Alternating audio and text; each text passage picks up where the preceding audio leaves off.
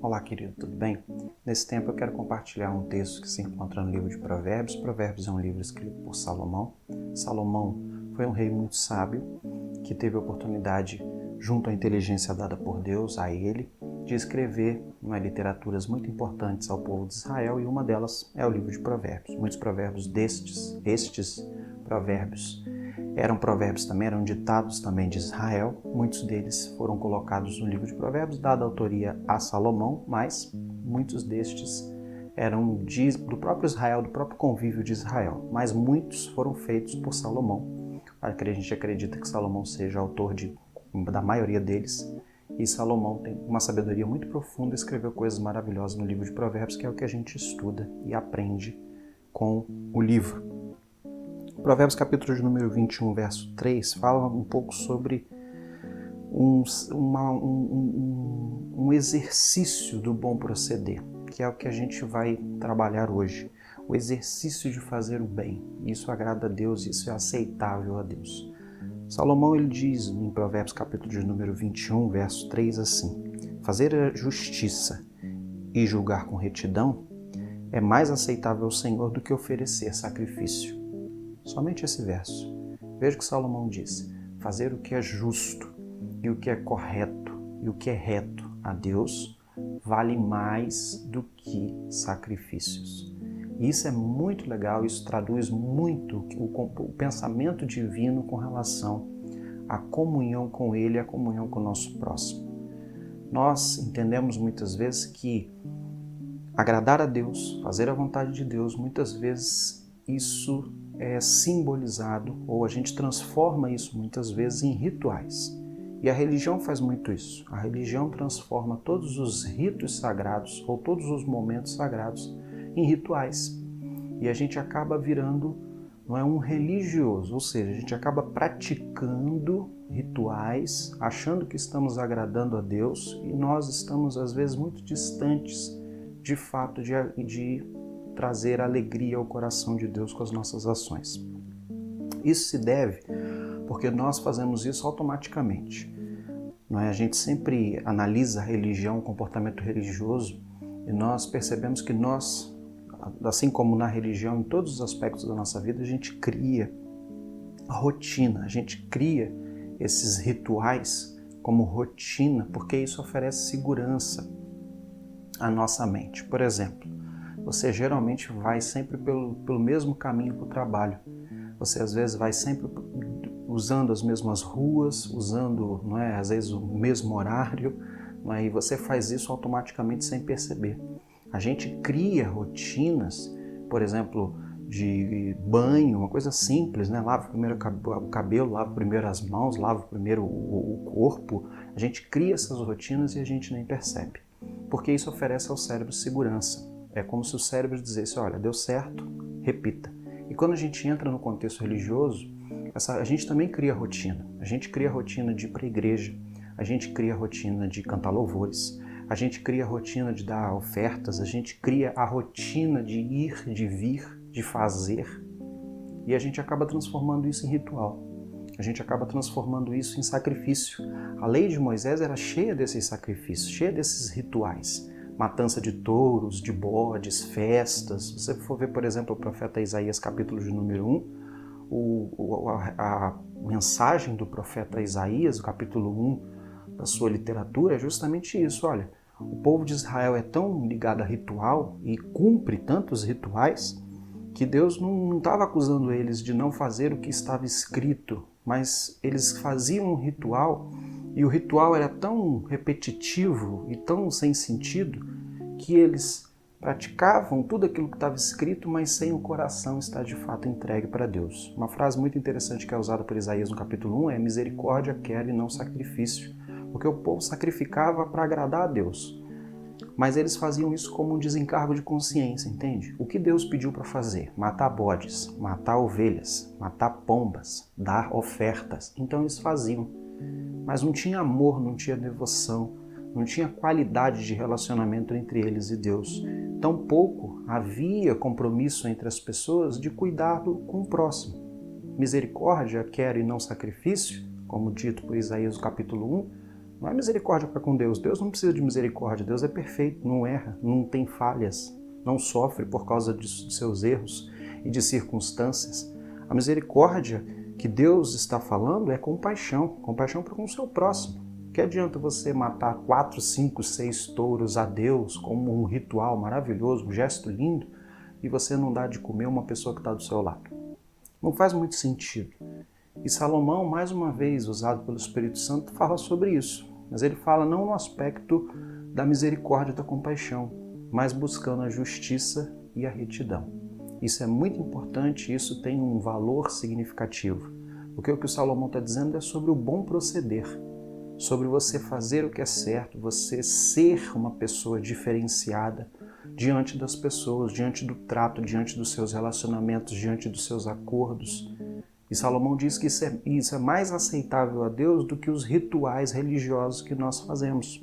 O povo de Moisés tinha rituais, o povo de Israel, pela lei de Moisés, tinha seus rituais. Nós evangélicos temos rituais, nós achamos que nós não temos rituais, mas nós estamos atolados em rituais, achando que nós estamos cumprindo a vontade de Deus, fazendo todos esses rituais, quando isso não é verdade.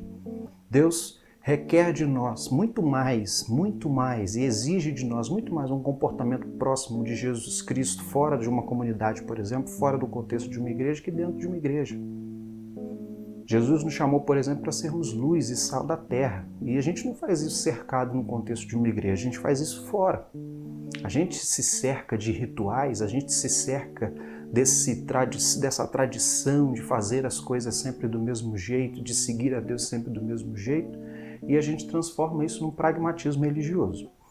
E Salomão está dizendo, olha, sejam justos, sejam corretos, sejam sinceros, façam as coisas. Quando ele fala sobre essa questão de fazer a justiça e julgar com retidão, a palavra justiça tem que vir primeiro sempre na perspectiva divina, não humana, de você fazer a avaliação do que é certo e do que é errado.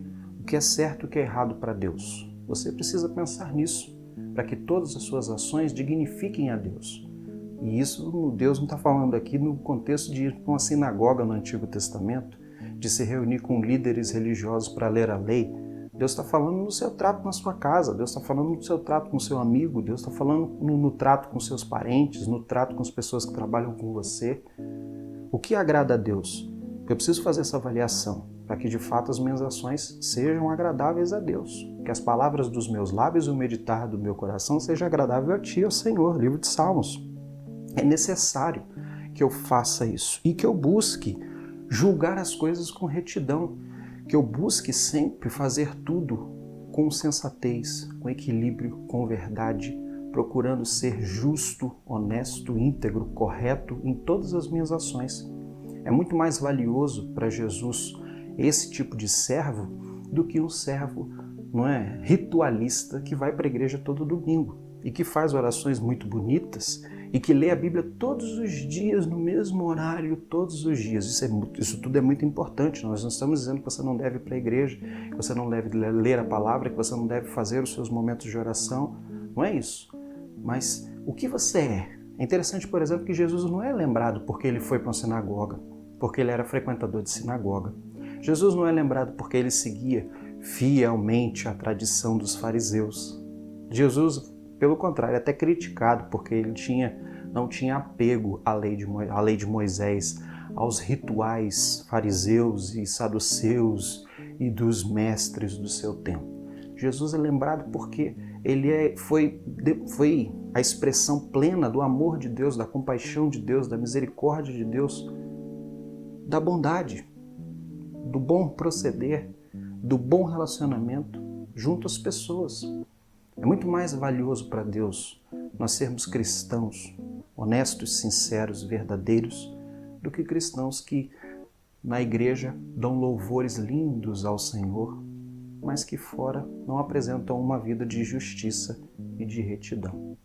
Por isso Salomão está trazendo ao povo, olha quanto tempo tem isso, de que é importante e é mais aceitável a Deus uma vida santa, justa diante das pessoas e diante de Deus, fora do contexto religioso, fora do momento religioso, do que os sacrifícios que a gente oferece a Deus. Isso é muito importante, essa reflexão é maravilhosa, porque nós temos a tendência sempre de criar na nossa vida rituais religiosos. Até mesmo os horários de oração, os horários de leitura bíblica, quando a gente está esquecendo de ser misericordioso, de ser perdoador, de ser amoroso, de ser bondoso, de ser paciente. E quando a gente deixa de ser assim, a gente está desagradando o nosso Deus. Não adianta com uma mão ser santo e com a outra ser profano. A gente precisa ser uma coisa só. As pessoas nunca serão lembradas por onde elas viveram. Não é? Ah, fulano de tal foi uma pessoa que viveu dentro da igreja. As pessoas sempre vão ser lembradas pelas pessoas que elas foram. Fulano era ou não um servo de Deus. Era ou não um bom marido. Era ou não uma boa esposa. Era ou não um bom filho. Era ou não um servo de Deus.